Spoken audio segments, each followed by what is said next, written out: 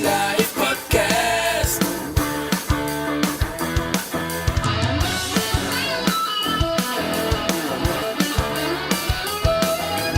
Oilerslive podcast.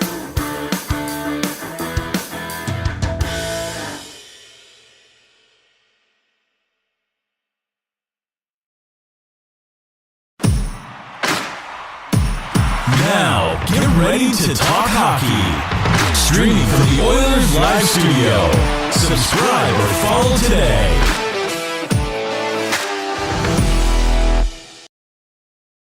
Hey, it's Michael here from Oilers Live. Second edition this year of Oilers Live.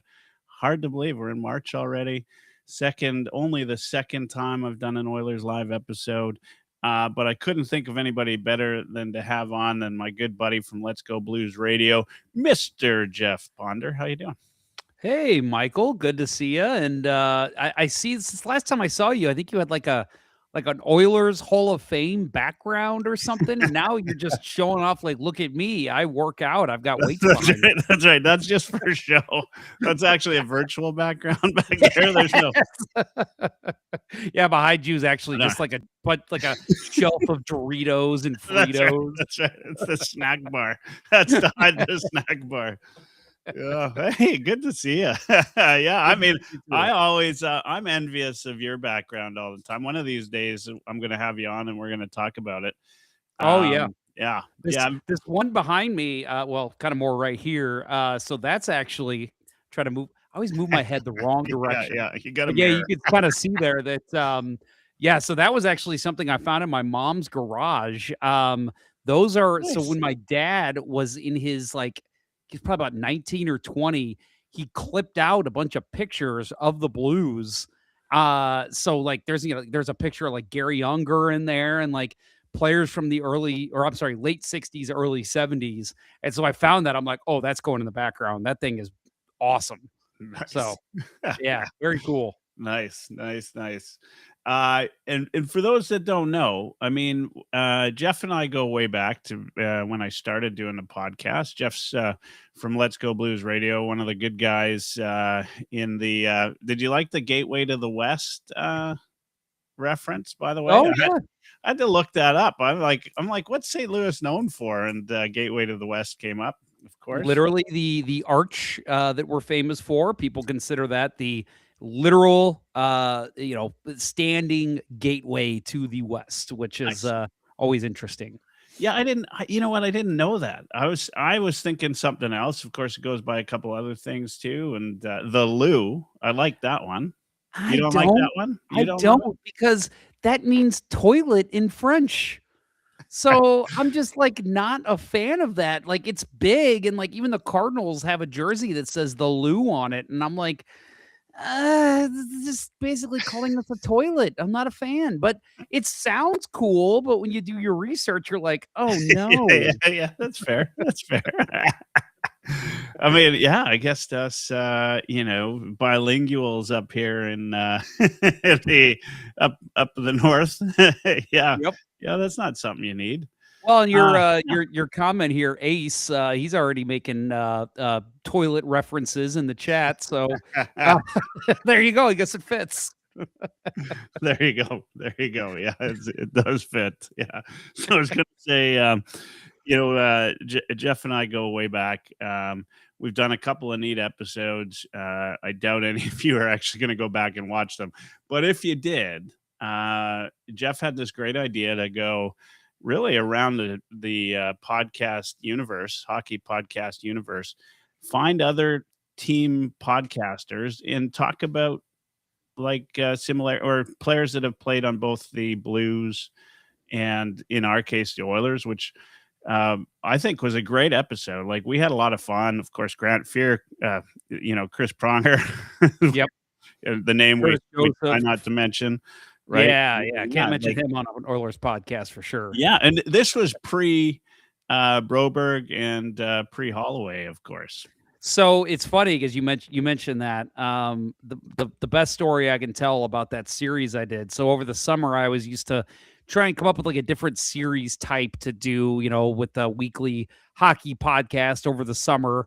trying to find, something intriguing. And that was my idea. I came up with it in 2019, which for those of you who are hockey fans know what happened Yeah. for the Blues in 2019, early January. So before the big game when Jordan Binnington made his first start, I came up with the idea, call it Behind Enemy Lines. It's like I even said, we're going to have a long summer because this team ain't going anywhere. So I'm going to need to fill like 30 shows. So I thought, why don't we just go around the horn every week? We'll have a different podcaster from a different team in the NHL.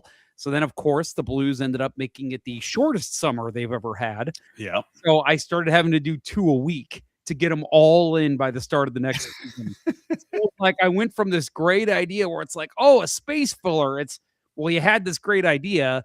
Now you got to fit it all in like 14 weeks. Yeah. And a short summer is great when you win. And we've had a couple of short summers in oil country without the hardware to go with it. Yep, that's Which true. is, I will which is say the unfortunate. going to game 7, if they would have lost that one, that series would have been a lot more difficult to do. Yeah. My favorite endorsement that I got throughout that summer, though, was, and I think you were even one of them, was thank you for beating the Boston Bruins. And so, like, I even had, the Blues beat the Sharks in the Western Final that year. The Sharks guys are even like, hey, thanks for winning because we didn't want to hear about Boston winning all summer. And I'm like, you're welcome. I didn't do anything, but I'll take the credit. Yeah, you know what? I was pretty happy for you. I find it hard to, and unless we're in a series against the Blues, the Blues are just not a team I hate. Yeah. Right. I mean, I've hated other teams. Of course, Calgary Flames lead that. Florida Panthers are now on my crap list for maybe for eternity. Yeah. But I was happy. I was happy for you. I was happy for the fans there, and what a wonderful time. What an amazing story, to come back like that. The Oilers in their first run to the final, almost the same thing. Like looked like they were down and out and came back. And I remember thinking at the time, man, like this is a lot like St. Louis. They had, everything sort of checked out, right? Like there were reasons for them to go, and all of these things kind of happened. And of course, they make it to Game 7 and leave disappointed. And it's hard. It's hard as a fan. We've been through 3 of them since 2005, like that, and man, it is. I don't know. I'd prefer to be in the final game of the season like that. But, at the same time, I always think, like, do I want to go all that way just to be disappointed as a fan? Yep. I'll take it though. I'll take it. Yeah, well, and that was the fun team. That was also the conversation for Blues fans this past season, getting back to the playoffs, playing the Jets, a team that we really felt like we could have, made some noise against, which we did. And it was, this is great. We're in Game 7. We're going to win this one. And then 1.7 seconds left. The Winnipeg Jets changed that fortune. And that was the conversation in St. Louis all summer. Would it have been better if they just would have continued to suck? And I said no, because to me, playoff hockey it's literally unlike nothing else in the world.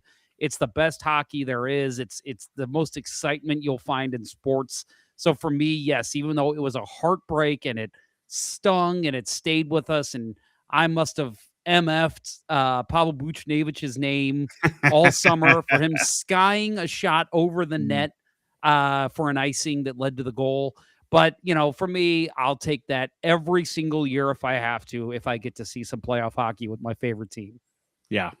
Yeah, I agree. I mean, the Oilers didn't just go through a decade of darkness. They went through a whole time where they were just making it in year over year. They'd win the odd series, of course, against the Stars, some epic battles then. But it was fun. It's fun. Playoff hockey, you're right. 100% is great.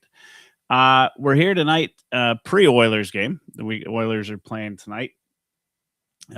Blues have had a couple days off, right? Like They played Sunday. They lost on Saturday, and then they won against the Wild on Sunday, which again I think the rest of the Western Conference was happy to see. Yeah. Yeah. Yeah. I mean, like crazy, right? Like Minnesota, come out and Hoffer and net, right? Yep. Yeah. Yep. That was And, that was a heck of a game. They played very well. Robert Thomas, who I think we're going to talk about, returned from his leave of absence and played a big game. So, even though, and I know the Oilers have had some rough seasons in the past. It's when you get a player like that back, it kind of adds an element of excitement, even if you're like, this team's not going to make the playoffs, they're not going anywhere. There's still that, well, hey, at least we get to see our guy return, and when he has a big game, makes it even better. yeah. Yeah, it does. Like it does. It's nice. I mean, look, we're fans, at least folks like us that do podcasts, we're fans win or lose, right? Like, Mhm. and in fact, we probably get even more into it when we're losing, because we got more to complain about and more to talk about. One of my Sadly, favorite yeah, episodes, very yeah, quickly, one yeah. of my favorite episodes we ever did. We've never done this before. Last seasons, we've been podcasting now 15 years. We're recording our 550th episode tonight. Right on. So Congrats. obviously we've been doing it forever, but we decided one time, we're like, hey, game 7 against the Jets, let's do a pregame show, and then after we'll do a postgame show. And it was all in one show. So if you listen to the podcast, it's all one episode. And I have had so many people tell me to hear us at, like, when you hear the clip end of the pregame, it's let's go Blues. It's going to be great. Take on the Jets. Connor Hellebuck's nothing. This is going to be great.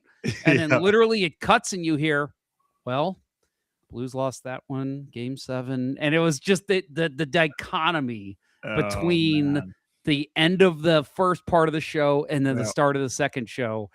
I've listened back since and I'm like, okay, that is hilarious. Like, as sad as that was, it was hilarious. You'll have to take do the clip, the YouTube clip of that and share that with me. That's good stuff. Yeah. Yeah. I mean, I get it. I get it. Like, well, any sports fan understands that, the excitement and then the letdown. Yeah. Hey, look, you and I haven't talked for a while. I guess on air. It's not going the Blues way this year, No. obviously.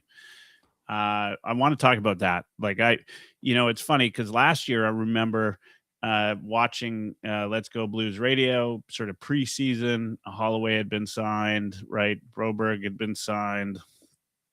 There was a lot of discussion, right? You guys were talking about it, right? Like we do every year. Like, Mangiapane is going to score 50 this year, right? Like preseason, it's it's the big numbers come out, and we're thinking all sorts of things. I remember, in the chat on Let's Go Blues Radio, guys were like, "Yeah, Holloway's good for 60. He's winning the Richard."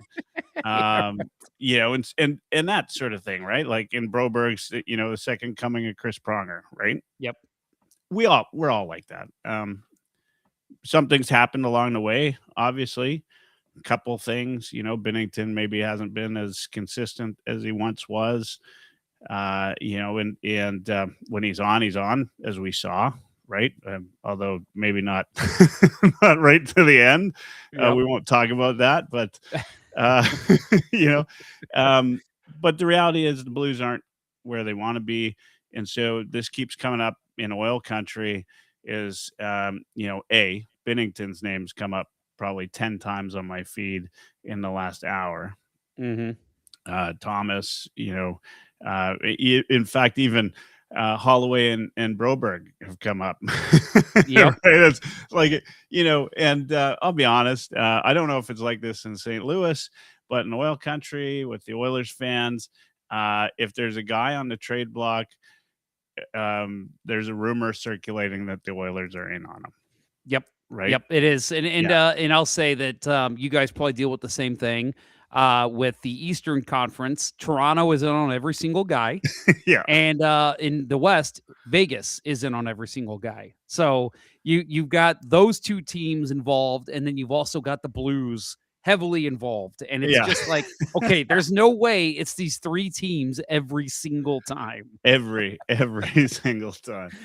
Yeah, it's crazy how that works. And and of course you and I mean, every now and again I get DMs from people who are saying they're in on something. They know somebody's sister who said they saw somebody at the airport, so on and so forth. Yep. Like, tell me, from your perspective, and I want to hear from what you've heard, and then I want to hear it from a fan perspective. Like, what's going on? Who's legitimately on the chopping block in St. Louis, and why? So I will say very quickly that one of my favorites that I've heard in the last 24 hours was that Jordan Binnington's sister was spotted at the LAX airport in LA. Does that mean Jordan Binnington is going to the Kings? Which I laughed because I said, yes, he sent his sister to scout out the LA area because he needs a scout for that. No, she was flying back from Milan. I think she lives in like San Antonio. So I'm sure that was just where Yeah. her connecting flight was, Nice. So just things like that. It always does make me laugh. But I will say that this deadline does feel different from past years. Obviously a couple of years ago, the Blues moved on from a lot of the big names that won them the cup in O'Reilly, Barbashev, Tarasenko, guys like that all got moved. And you kind of saw all that coming. And then this year, it's a different feel. And for those that may not know, Doug Armstrong is stepping down as GM at the end of the season, and there's a succession plan in place. He's going to stay on as president. And Alexander Steen, former left wing for the St. Louis Blues, I know Oilers fans are very familiar with. Yep. He is going to step in as GM. So when I say there's a different feel, it almost feels like there should be a different feel, that this is almost an Alexander Steen deadline as opposed to a Doug Armstrong deadline. So we are hearing a lot of chatter. The big names, obviously, lately have been Binnington and Thomas. Binnington has a 16-team no-trade list. And the rumor is that he is being asked. But I will say that as of about 2 hours ago, I do know that Robert Thomas has not been asked to waive his no-trade clause. And but his name is circulating everywhere. Again, you pop up Twitter right now. He's going to the Sabres. He's going to the Oilers. He's going to the Mammoth.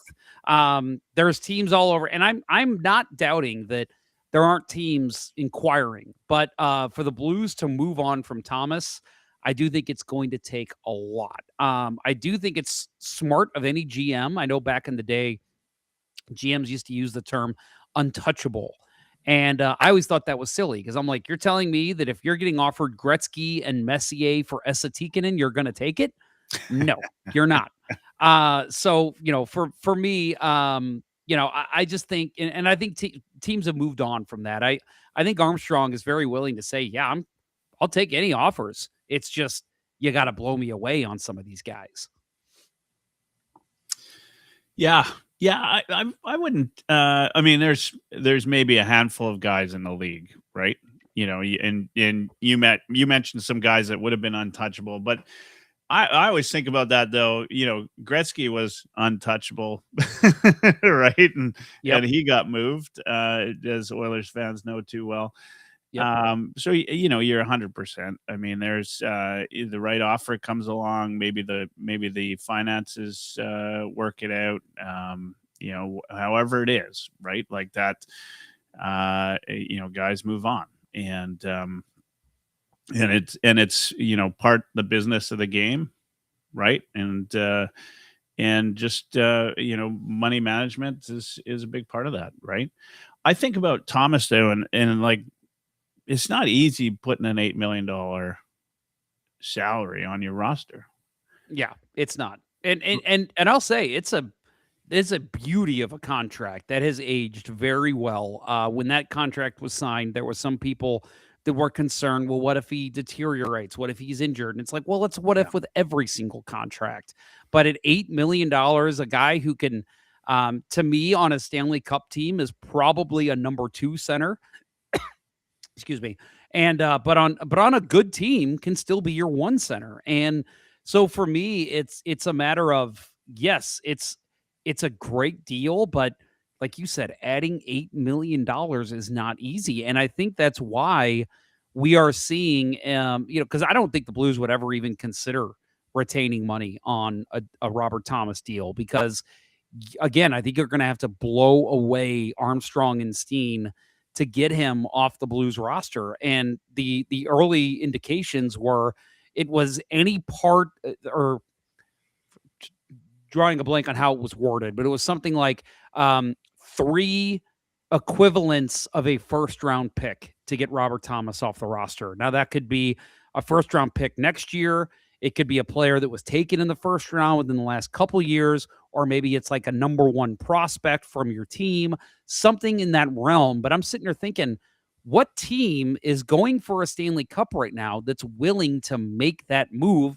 and can clear that $8 million contract? So for me, it's a lot of what if, and obviously GMs can get creative, come up with interesting ways of making the money work, but to me, it almost feels like an impossible task for a team to add a guy of his caliber at his price at this point in the season. Yeah, I mean, he's pretty much a point a game guy, right? Like he's pretty damn close. If not this year, most years he'd be a point a game guy. Obviously, the Blues are going through some challenges this year, so you can't ask much of a guy in that situation. He's missed about 20 games or so. Yeah, he had an injury, he has not played. He played he missed some time earlier this season, but 13 games in a row. Then he had a personal matter that he had to attend to. The rumor was that his grandfather passed away. So yeah, he missed some time recently, but yeah, earlier this season, I think he missed 8 or 9 games with an injury. So typically though, yeah, he's probably an 85 to 90 point guy, I think. So what's the thought going around the Blues right now? Like for them to, even have Thomas in the mentions, like, is it, full on rebuild? Are we talking, he's coming in and he's going to take 2-3 years to get this team back into playoff contention, or is there a plan to, try to do it and white knuckle your way through into the playoffs year after year until you land upon that that quality guy that's going to take you to the promised land? Yeah, so it is an interesting spot right now for the Blues. Again, looking back a couple years ago when they were moving guys at the deadline and accrued, I think it was 3 first-round picks and even picked up a guy like Zach Dean in the Barbashev trade, who's a former first-round pick. This is not that situation. Robert Thomas is a guy who's under contract. All those other guys were either going to be UFAs. Actually, I think they were all UFAs coming up. So that's obviously not Thomas. Jordan Kyrou is another guy whose name is getting thrown around a lot. And he's a guy that signed a matching deal to Robert Thomas, 8 years, $8 million when he was signed. And then Jordan Binnington, even though he's, people are saying, he's getting older, he still has another year left on his contract. So, as I was telling you earlier, Michael, I think this is a situation where the Blues are kind of assessing what they can do right now. And that's why I question. I don't think we're going to see Thomas moved this in the next couple days. I think he's going to stay put. Jordan Binnington's an interesting one. I think if the right deal comes along, I do think the Blues will take it. I think the big name, though, that I think is definitely going to get moved just because another guy that's got 1 year left on his deal is Justin Falk. He's the big guy that I think gets moved just because they've got, you mentioned Broberg, a guy that's stepping up. Adam Juracek is a guy somebody might be familiar with that listens to the show. He's coming up likely next season, and he's going to be a heck of a defenseman. So I think you've got the room to where, and obviously the Blues also picked up Logan Mailloux last summer, and he's turned into quite the defenseman the last 20 or so games. So I do think there is room to move a guy like Falk, but I also think this team is is ready for next season. I think they're looking at it. They've had a lot of tough luck. We mentioned the Thomas injuries and Thomas being out with other reasons, but Dylan Holloway, a guy who stepped in last season and was unreal for the Blues. I mean, look at the Yeah. numbers. I know, Michael, we had you on when he was signed by the Blues, and you were like, oh, he's 15 goal guy. It was like, whoa, nobody saw that coming out of him except maybe Armstrong. But he's had injuries. I think he's missed 23 of the last 24 games at this point. Just so many different things have led to this team just kind of having a tough luck season. Jake Neighbor is a guy who played very well. Oilers fans are probably familiar with him. He's from the area. Absolutely. Yep. And I think, he had an injury early in the season that hindered his progress. So I do think that, this team's looking at it like, hey, keep a lot of the band together next season. Maybe we can, sneak into that lottery and get a first or second overall pick. And all of a sudden, the team that we thought was going to be a playoff team just got a lot better by adding this other offensive talent. And it's just been a rough year. And I think that a lot of times teams just go through that. I do think there's going to be some changes, and there need to be the team defense, not just the defensemen, has been rough. I do think you're going to see some. I think Montgomery's going to stay put, but I think his assistant coaches will change, and I do think we're going to see a new defensive structure. And again, I could see a Binnington move just to jumpstart somewhere else. I think Hofer is your cemented number one at this point. So I do think this team is looking to the future, but not to 5, 6, 7 years down the road. I think they're still kind of looking at it like, we make the right moves, this team could be right back in the playoffs in 27. Yeah. So is Binnington the product of just poor team defense, or is he just playing poorly? So to me, it's been a tale of two seasons for Binnington. I think early on, he really struggled, and so did Joel Hofer. So you look at a lot of the numbers early in the season, Binnington was actually putting up decent numbers for the amount of goals he was giving up. His analytical stats were great. He was facing about 35 to 36 shots a game, and again, giving up 4 goals, but it's like, man, he played great. His high danger save percentage is insane. But then that flipped, because at the time, Hofer was last in a lot of categories for goaltenders. Well, since that flip in about late November, it has been Binnington is posting league worst numbers, and Hofer is playing great. I mean, he's one of the leaders in shutouts right now. So for me, it's a matter of, I think Binnington, I don't think his game has dropped off too much, but I do think that the team has let him down a little bit more. I feel like the team does play a little better in front of Hofer, and why that is, I have no idea.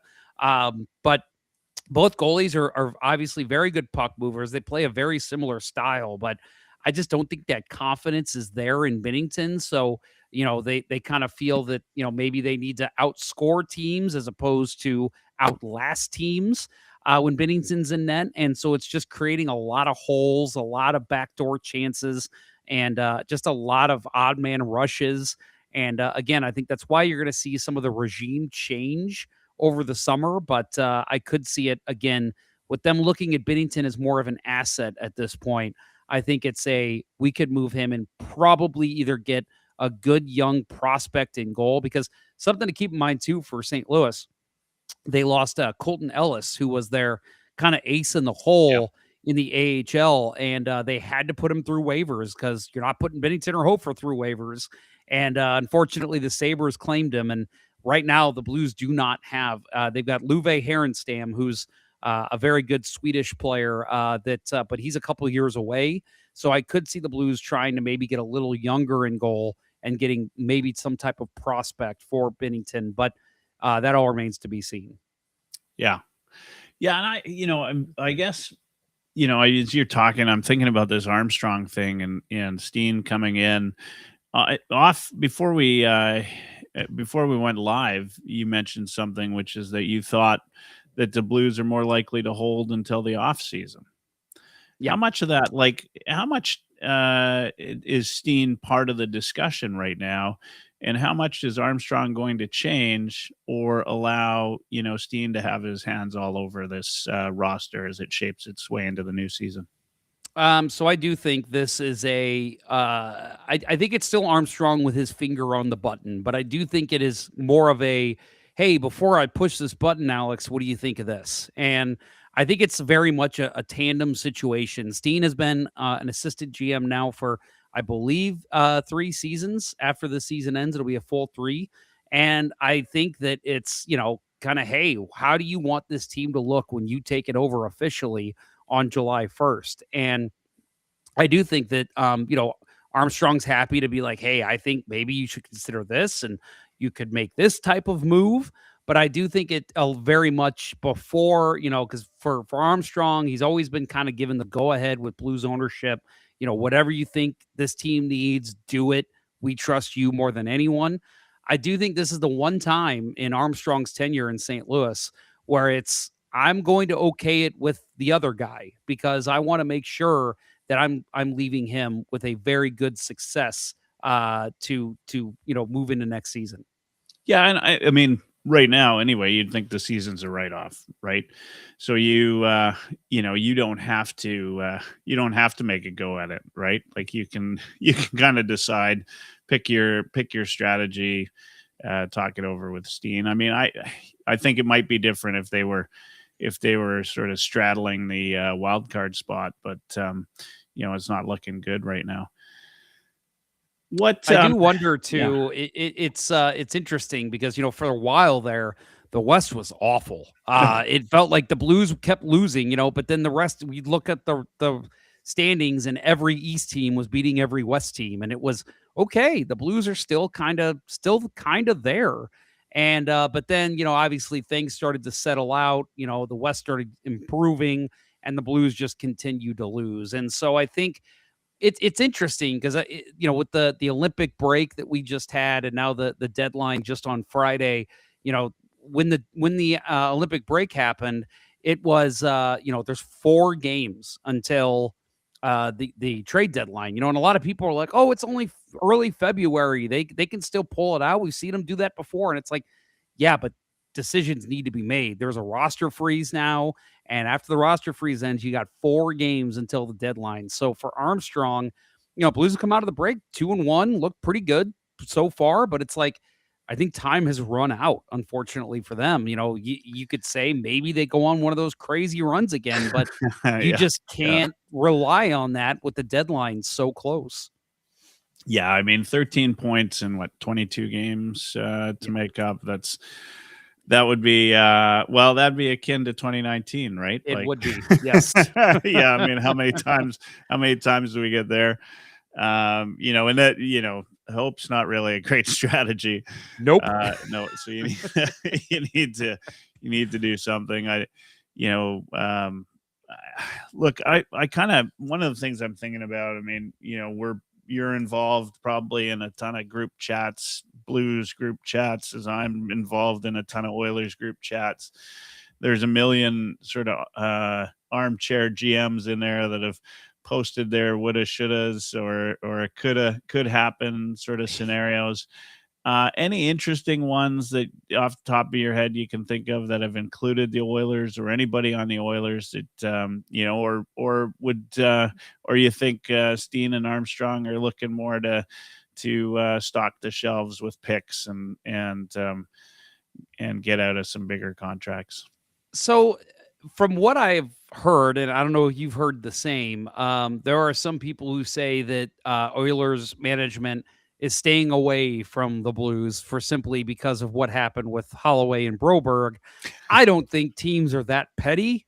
Maybe you disagree, but I look at it like, hey, if they've got a chance to improve their roster, they're going to take it. So yeah. I don't think that's ever been the case. I do think that before the Skinner and Jari trade, I did think Binnington was a big name that was probably coming up in Oilers conversations. I do think that's died down a little, but looking at Jari's numbers as of late, I'm like, well, maybe you could still use a Binnington. So, there is some talk that that's possible. I'll admit I have not seen Robert Thomas's name thrown around with Edmonton a lot. It's mostly been Buffalo, but the thing with me with Buffalo, no offense, love my Sabres fan friends. I hope you guys win a cup eventually. But I don't see Robert Thomas. And that's the thing that I think a lot of people are forgetting. He's got a full no trade clause. I don't think he's waiving it to go to Buffalo. I could see him waiving it to go north and play for a Canadian team, but I do not think he does it for the Sabres. Oilers, we'll see. I don't know how you feel about your center depth. I think you guys have it pretty good right now, but maybe that changes. Maybe God forbid if this happens. I'm not even going to say it. Not even going to say it. Not even going to say the I word. Yeah. Well, But, the Oilers could use a solid third center. Yep. And if you've got Robert Thomas as your third center, you're probably going to go pretty far in the playoffs because he's obviously not getting the big matchups, and he's getting them right now in St. Louis, and he's still putting up points. So to me, that would be an unbelievable pickup, and watch out for the Oilers if that did happen. Yeah. I mean, there's look. I thought Falk would have been a nice little pickup for the Oilers. Obviously, that ship sailed now with the Oilers picking up Murphy from Chicago. And I wanted to talk to you about Falk before. I just can't see them making another move like that. I mean, stranger things have happened, I guess, but doubtful. Probably the big name that I keep hearing coming up, and I feel like it's a wish list for Oilers fans, is Binnington. Again, like, $6 million is not $8 million cap space, but for Edmonton, that's right up against the cap. That's there's some serious maneuvering that has to happen for that kind of a trade to work. And look, I think Skinner went to Pittsburgh and he's killing it. Yep. And so that that tells you partly where the problem lies, right? I asked you the question earlier: was it team defense or was it goaltending? And it's always a little bit of both, right? Yep.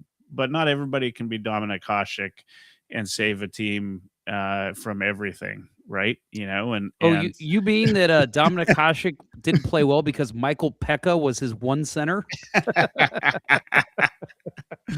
Oh man. I think, right, like, you can only ask so much of Yari and Ingram and whoever else is in that in Edmonton. Look, the Oilers wouldn't have changed, brought Coffey back.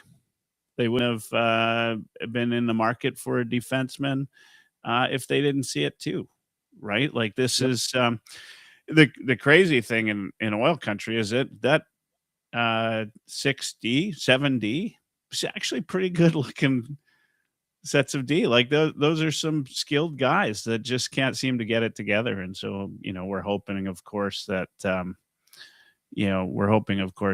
it gets together with Coffey behind the bench, and we'll see. I mean, they, from the break, it's not shown there. Scoring's not a problem.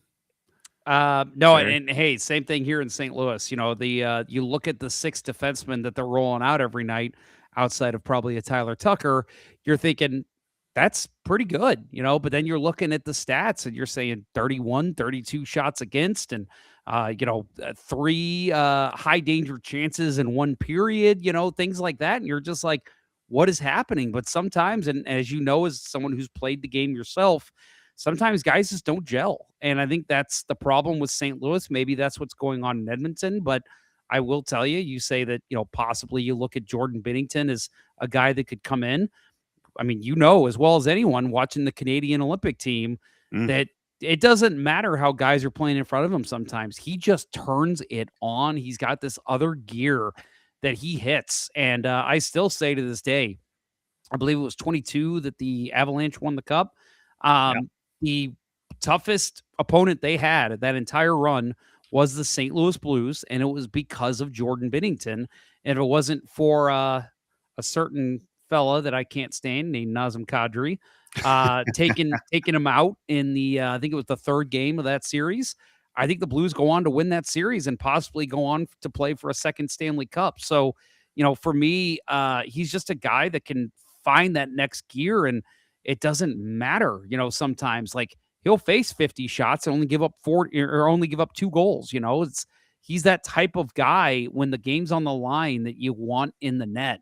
And Yeah. so for me, I think that it doesn't fix your overall problem, but if it's, hey, we just need this guy to win us 16 games, he could be that guy. Yeah, I've always, and that was my problem with Skinner. I mean, I've heard some folks say they thought it was a mistake to move on from him. I don't, my challenge with Skinner and net, and we haven't seen anything yet from Yari. We don't know. I just don't think we know what we've got yet, because the defense has been so poor. I can't.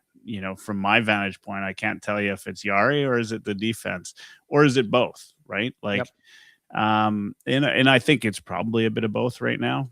But what we haven't had in Edmonton for a number of years is a guy that can steal a game, right? And I think, like, I feel like in order to win a Stanley Cup, there's going to be 2 or 3 games that you just play like crap. Yep. And that's when you need a goalie to come in and steal it, right? And you pat him on the back. We know all too well about goalies stealing games recently, and when that happens, that's how you win championships, right? Do you need another Dwayne Rollison? Is what you're saying? Yeah, Yep. right. And it's just the kind of thing that the Oilers have been lacking, and I feel like other teams have had. And Stu Skinner, if I can't remember when, there were games that he won that maybe he, had a lot of saves. Or just, they never felt like steals to me, right? But sometimes, I mean, every goalie gets lucky once in a while, I suppose. And, but you need a guy that can steal 1 or 2 games in the playoffs. I think Binnington, you're right, is probably that guy. Whether he ends up on the Oilers, who knows? I don't put much into that. Maybe in the weeks following a Broberg Holloway signing, you might not be talking to Armstrong very much, but I'm sure that's well, maybe not water under the bridge, but it's forgotten about now. It's a business, it's everyone's looking out for themselves, and if there's a deal that the Blues offer the Oilers, you can't, you're not going to have 10 executives in a room say we're not dealing with the Blues. It's what is the deal? Does it make us better? And I think that every smart team is going to make the right move for their team. Maybe Burke and Lowe. That was one pair that wouldn't deal with each other. That's very possible. Yeah. Brian Burke is a guy who definitely knew how to hold a grudge. Yeah. By the way, can I say that one of the gentlemen in your chat, I guess it might be a lady, I don't know, calling me Jack Black, that is a compliment. Thank you very much. I'll take that. Yeah. Quaddy's a long time watcher of the heavy hockey group here. And that's not the first time I've gotten that. And every time I hear it, I'm like, thank you. That is the best compliment ever. I mean, could be one of the most talented guys alive, right? Exactly. Yeah. I'll take that. Most talented blues podcaster out there, right? That's right. I'll take it. Yeah. Well, we got about 10, 15 minutes left. Blues, Oilers played one early on in the season. They're playing next week. We're actually, I was thinking about that. It's actually a game that the heavy hockey crew has a pre-party for our annual charity hockey game for the Sexual Assault Center of Edmonton. Nice. And so we're going to be at the Ice House in Edmonton. Have you ever been to Edmonton, Jeff? I have not. And that is definitely, I know I'm not just saying this. Yeah. That is on my list. I need to make it to Alberta. Yeah. No, Rogers is, it's a special arena. The Oilers are special team. Fans are great. I think, as far as fans go, they come out in droves. Maybe not, not like Leafs fans do everywhere. But my guess would be when their Oilers are in St. Louis, there's probably lots of Oilers fans there. Yep. One of my favorite games I've been to the last couple years was the year the Blues won the cup. The Oilers were in town, and I sat next to two gentlemen who one guy was, I believe he was 22, and he said he had never left Edmonton. And his buddy was calling him Charlie Day from It's Always Sunny, because I guess in that show he never leaves Philadelphia. And Right, so that's right. yeah, so like I just got to talking to this guy, telling him all about our city, and very knowledgeable hockey fans, obviously, and just really appreciate it. I think we even exchanged numbers and talked for a little bit. So yeah, always love meeting my fellow Western Conference Canadian hockey fans. Yeah, yeah. You know what? It's great traveling around, going to different games around the NHL. I don't know how many arenas I've been to, but anytime I go, I mean, typically I'm following the Oilers. Always lots of great, great Oilers fans.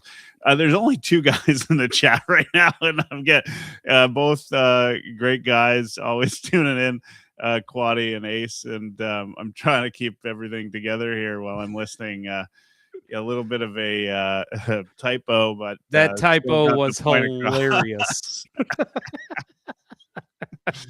Oh man, Good stuff. it's good. Yeah, good stuff. Yeah, you got to. Ace says my goal is to get the hell out of Edmonton. I was actually in Edmonton the week before last, just for a few days, and it was like 35 Celsius below. Ooh. And it was I had walked outside for about half a block, and felt like my ears were gonna fall off. I started sprinting to the hotel, and oh man, I'm hoping that it warms up for next week when I'm out there. Let's hope. Play some You're hockey. closer to Calgary now, right? No, I'm on the far east coast. Really? Yeah, Wow. so Okay. almost almost door to door, 3,000 miles away Wow. from Edmonton. Yeah, it's crazy. It's this is my sixth winter out here. 5 years been out here. This is the first year we've had tons of snow. Like we're on Atlantic time. Like it's already Friday here. Wow. So yeah, yeah. No, it's 20 after 9 already here, Wow. and it gets late. But you know what? I don't mind the late games. It's like you were avid beer leaguers, rec leaguers, whatever. Nothing I hate more than going to a hockey game and missing the hockey game at the same time. Although I will always choose to play hockey over watching hockey. I still have people on our podcast that'll, kind of like your awesome fans here chiming in during the chat. They'll chime in. I'll say something like, "Yeah, I watched the game on replay because I had my game." And you're skipping Blues games to go play hockey. I'm like, I will do that my entire life. I mean, obviously, if they're in Game 7 of the Stanley Cup Final, that's not happening. Which I actually, quick funny story. Yeah. That there was a game that I was supposed to play in Game 7, No. Blues and Bruins, and I literally said I am not playing in that.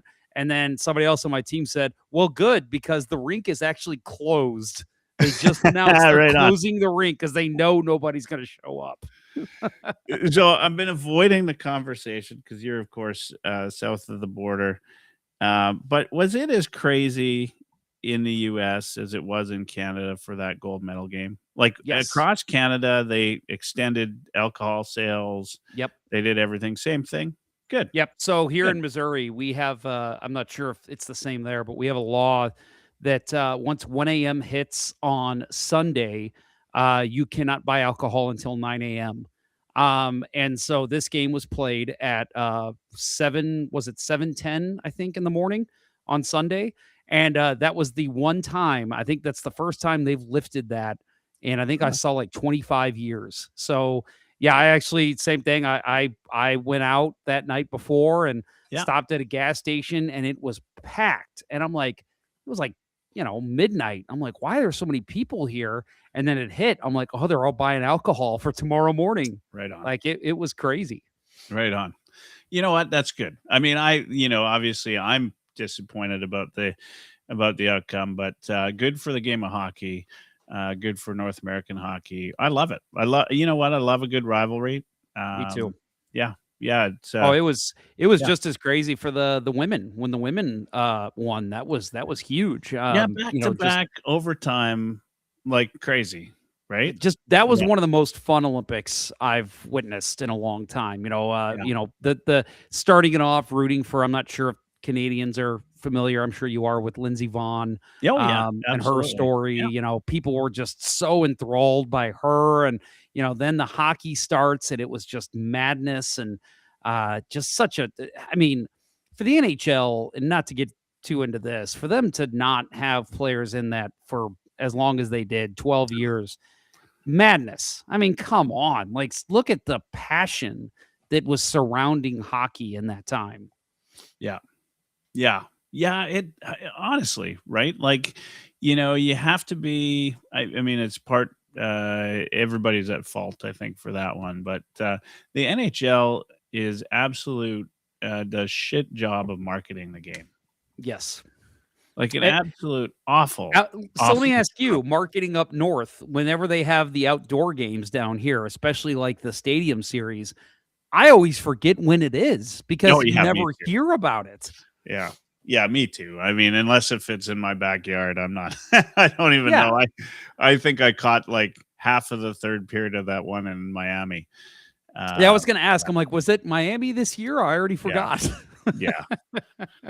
Yeah, it's look, it's the NHL could do so many things, and it chooses not to, and I don't know. And when they do go after certain demographics, it's like they miss the point. You know. Yep. And we've got, of course, as Oilers fans, we've got the best player in the game, Mhm. right? He's not hard to market when you watch him play. No. Right? No, and honestly, he's a good-looking guy too. Yeah, yeah. He's very easy to market. Yeah, yeah. I mean, it's just like that guy needs to be the face of the league and paraded everywhere, whether he's in Edmonton or if he's in Florida. Who cares, right? I mean, obviously we care where he is, Right. but the NHL could do so much more. I'll tell you one crazy thing that absolutely drives me up the wall. And Sunday comes on, NFL's on, you want to watch your favorite team, there is zero problem. Zero problem. You can, you know what? You want to watch whoever. You want to watch the Chiefs, you can find the Chiefs on, right? Yep. And if you want to watch the Oilers in Atlanta, Canada, we don't compete with anybody out here, right? Do you know what I mean? Like, Yep. it's blacked out 50% of the time, at least 50% of the time. My The mind. top player in the NHL unavailable to watch unless if you are paying for a streaming service or that particular game. Just let us watch. Let us watch. Let us sell the advertising, sell whatever you need to. It's absolutely gross that they would black out a game out here in Atlanta, Canada. So for those that don't know, St. Louis and Chicago are about a 5-hour drive from each other. And there is a city in the middle, like pretty much smack dab in the middle, called Decatur, Illinois. I've got a friend that lives in Decatur. He says all Blackhawks and Blues games are blacked out in his area. And it's like, oh, I don't get Blackhawks games. Well, I guess I'm a Blues fan. Nope, you don't get to choose. You get to not be a fan of either team. And it's just, again, yes, Decatur, not a known city, not big, not huge booming population, but it's like you are literally alienating the entire area by not letting them root for the two local teams. And how do you even become a asinine? fan? Yeah, Right? it's How asinine. do you become a fan? It's awful. You can't. Anyway, I didn't want to. That wasn't where we were going to go with this. Obviously, You and I do like the tangent. yeah. I mean, it is ridiculous. I mean, we can all agree. I'm actually I'm even madder now that I know it happens in Missouri, because look, it doesn't take a marketing genius to sell hockey in Canada, right? Like No. we love it. Yeah. We grew up with it. We love it. We play it. In fact, people still listen to it on the radio, Yeah. right? So look, that's not like the only thing you could do is make it worse for us, which they've done. Yep. But the game needs to grow south of the border, right? Like that's Yep. the biggest market. Well, and what I'm what not saying drives we me need to nuts. pander to the south of the border crowd, but like it needs to be better. Well, and you've got media markets down here like Houston that is massive, and they black out Stars games down there. Yeah. And it's, for those who don't know, that's a much longer drive between St. Louis and Chicago. It's like a 9 to 10 hour drive between those two cities. Why are you blacking out Stars games? That makes no sense. They're just shooting themselves in the own foot with this stuff. And it's just maybe eventually they get a team there, great, but you would have already had so many fans down there, even just 1% of the Houston population, and they don't get to watch hockey because they don't get the Stars games. It's crazy. Oh my. I just refreshed my Twitter feed, and Gino Hard. You know Gino Hard on Twitter? Oh, yeah. Yeah. His tweet 4 hours ago comes up, and it's a shot of Binnington hoisting the cup. Oh, boy. Yeah. There you go. There you go. Beauty. Trip down memory lane for you. We've got to go a well- little bit further back for us. Okay, quickly, because it's we got as an outsider looking in. I mean, Oilers fans, we get in our little echo chamber. This is what we think of the Oilers. There's some talk here about the Oilers and the Broad Street Bullies. Obviously, like there are teams like that big guys that push people around, that sort of thing. What's your view of the Oilers? I mean, you're coming into, or I guess the Oilers are coming into St. Louis. What's Let's Go Blues Radio talking about? Like, other than shutting down McDavid and Draisaitl, like what else are you talking about? Yeah, it's so for us, it's the skill that you hear about with Edmonton. Obviously it's not just McDavid, it's not just Draisaitl. You got a guy like Nugent Hopkins, who has always played well against the Blues, and for a long time that was a guy that Blues fans were saying they need to try and get is a Nugent Hopkins type player. But obviously you mentioned the Connor Murphy trade, but the talk was always just keep the puck off McDavid's stick and you will win the game because you can beat their defense. Their goaltending is shaky. And it's just, a matter of, staying out of the box. And, and the thing that we always hear about with Draisaitl is that he can be like kind of a hothead. He can take stupid penalties when he's getting hooked and slashed too much. I've never noticed that. I've always thought, I'm like, man, I just like the way he plays the game. But yeah, a lot of people say, get in his head, make him do something stupid. And I'm like, I guess maybe the Blues just haven't been good at that because I've never seen Draisaitl really lose his cool. Yeah. Draisaitl is the type of player you got to watch every night because he's phenomenal. He is. I would say it's too bad he's under, well, not for Oilers fans, but it's too bad he's under the shadow of Connor McDavid. Yep. Because I think, anywhere else in the league and people would even know more about him than they already do. He's the guy that scores 50 year over year over year. Oh yeah. And when he scored 50 and he was within a goal of the Rocket Richard and Ovechkin, he was the least talked about 50 goal scorer that has ever existed. And he's phenomenal.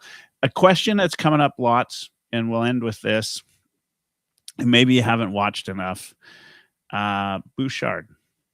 There's a lot of talk about Bouchard's stretch right now. Just everybody's always talked about, wow, he's defensive liability. Well, he's not been. He's been outstanding defensively this year. In fact, one of the best defenders in the league over the last since December, I think, in terms of numbers, leading the defense in scoring. Any talk in St. Louis or with the folks you're talking to about Bouchard being a Norris candidate yet? So I will tell you, it's the same answer with Kings fans asking me about their defensemen, Ducks with Jackson Lacombe and players like that. It's the same as what we were talking about with the marketing, I think. It's the fact that he plays in Edmonton. Yeah. His name is not Connor McDavid. So we don't hear a lot about him. But, guys like me, guys that are constantly looking up stats and, how did the Oilers do last night? They were battling for a playoff spot. And I look and I say, oh, Bouchard had 3 points. And then I look and I see, oh, he also had 5 blocks, and then I look up the analytics and it's, oh, he was a positive player again, and so for me and people that really follow the game, you kind of mentioned beer league, like a lot of the guys that play in my team, that's a guy we talk about a lot, is Evan Bouchard. And we say, that's a guy that does not get the love, I think, league wide that he should. You can say all you want that he's defensively lacking. I'm with you. I think that's completely overblown. Sure, he makes mistakes, but every offensive minded defenseman is going to do that. I think he's a guy that, not only can fill in on your power play, but is a guy you can trust on your PK. You put him out there late when your team's down and expect a goal, but you also put him out there when you're defending a lead and you're like, let's get him out there. I know a lot back in the day, Erik Karlsson was a guy that never saw penalty kill time and he never saw time late in games. And, Bouchard is not that. He's the type of guy that I think you can trust in any situation. Yeah. Yeah. He's really turned into that this year. I know Ace is saying outstanding this year, ? I disagree. He's been very good the last 6 weeks. He's been good since early January. Yep. Right. Like the second half of the season, for the most part. So I don't think you're giving him enough credit, Ace. He's been really good and definitely a Norris candidate. In my mind. He's actually got a point streak going right now, does he not? Oh, good question. I'm terrible at following that stuff. Jeez, Jeff, call let's me. just go with yes. Yes. There's got to be a site for that, right? Like, right. Yeah. The beauty of a live show, right? Like we get asked questions like that, and I'm like, yes, he does. That's right. Yeah, you can make me look really bad. He's got a 30-game points. Oh man. You know what? It's been as always, it's been great having you. I'm going to say a few words as I usually do on my show. I'll let you have the last word. When you do get the last word, please let everybody know about where they can find you. Tell them about some of the new stuff that's happening with Let's Go Blues Radio or some of the changes that are going to occur. Sure. As always, like I said, it's so great to chat with you. Well, I would love to do another episode about Oilers and Blues throughout the years. Again, we'll save that for summer. Hopefully it's another short summer for us here in oil country. Yes, I'm rooting for you. I hope so. I need to talk about we've got next week coming up fast is the Heavy Hockey Showdown in support of the Sexual Assault Center of Edmonton. We're at I think we're over 20 grand raised already. So that's Canadian dollars, so it's about 10 US. But still, nonetheless, it's a big deal.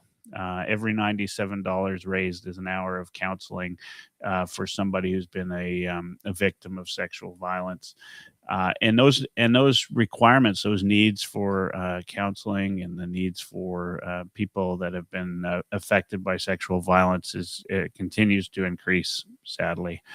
But we're talking hockey. The reason why we've picked the Sexual Assault Center of Edmonton, well, there's a number of reasons, but one of them is to change the way the game and the culture is around that. And so, this is an important game. It's important to us. It's meaningful. It's what we do.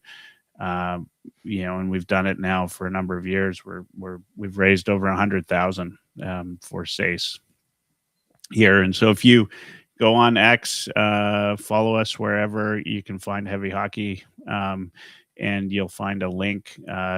Support a player, support however you can, because every dollar legitimately counts.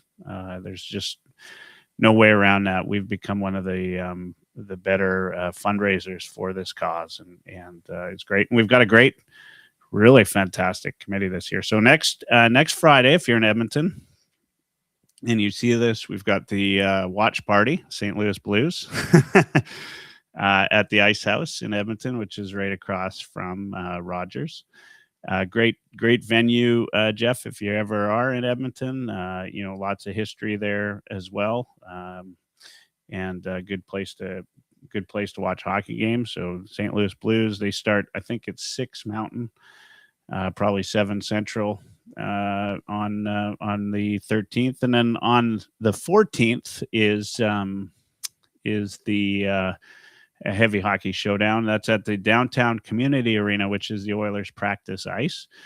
We have Rob Clark come in, and he sings the national anthem for us. We've got Hunter the Lynx. That's our mascot. He comes out, has a good time.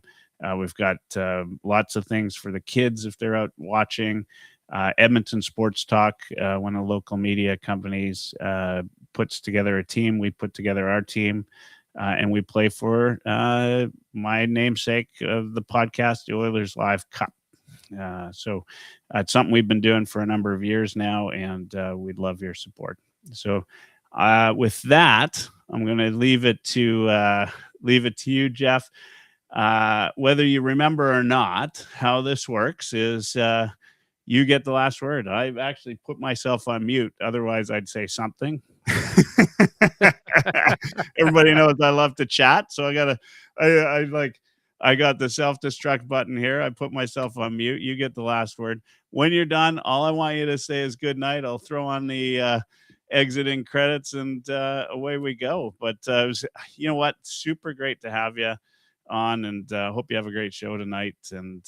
And for those Oilers fans tuning in, and we had a good crowd today on all the platforms, including Instagram for the first time, which was a lot of fun.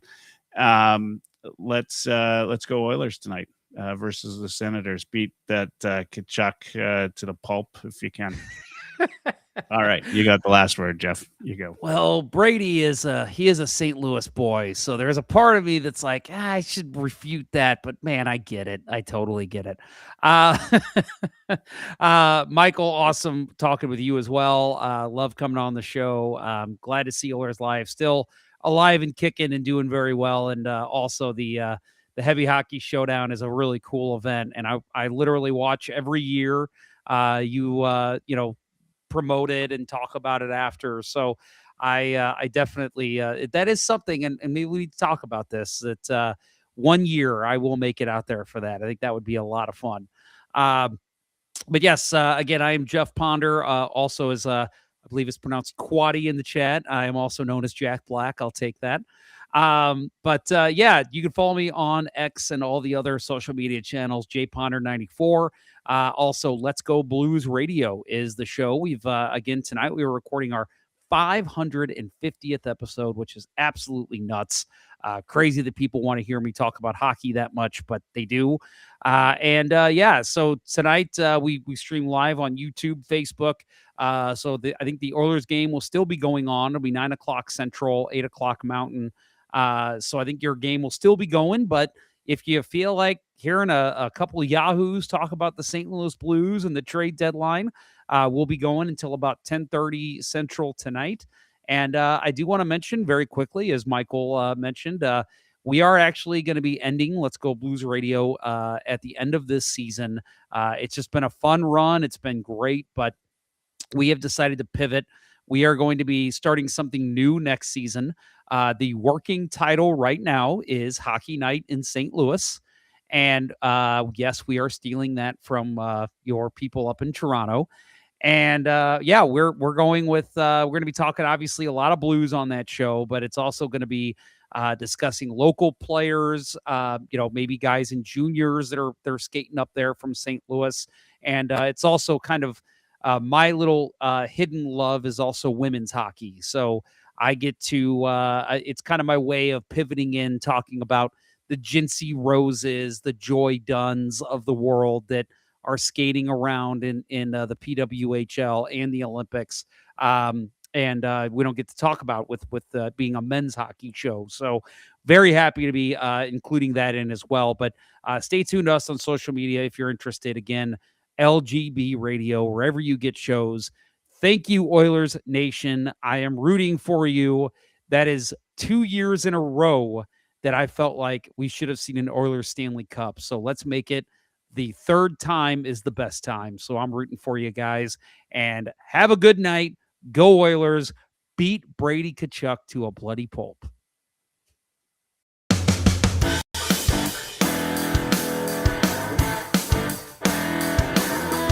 Oilerslive.